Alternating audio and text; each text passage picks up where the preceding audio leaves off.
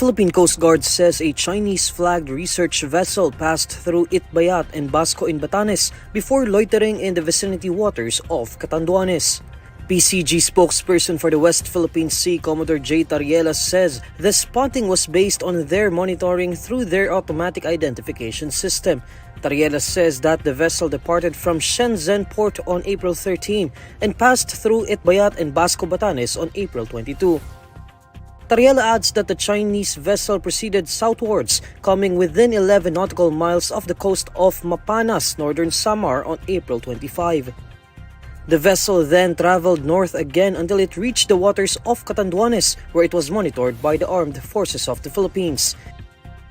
The AFP reports that the vessel Shen Kuo was spotted off Viga town in Catanduanes on Saturday.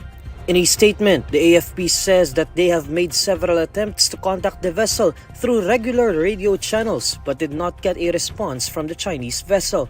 This is the second time a Chinese research vessel was spotted in the country's eastern section, where Benham Rise, a 24 million hectare undersea feature part of the Philippine continental shelf and is inside the country's exclusive economic zone, is located.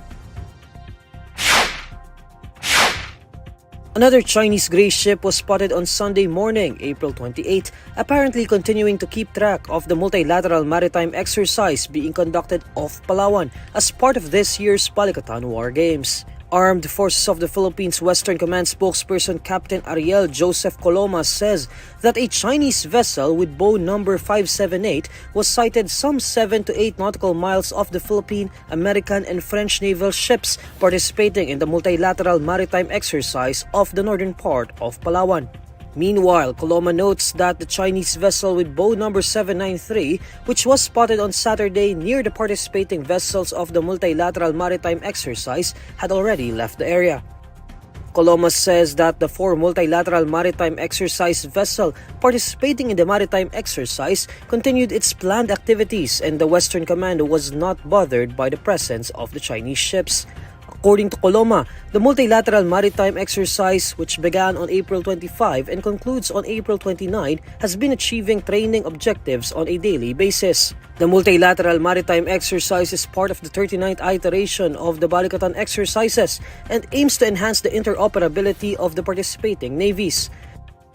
The Armed Forces of the Philippines assures that it remains unbothered by the presence of People's Liberation Army Navy vessels near the exercise area and says that the Philippine military was likewise monitoring the movements of the Chinese ships in the area.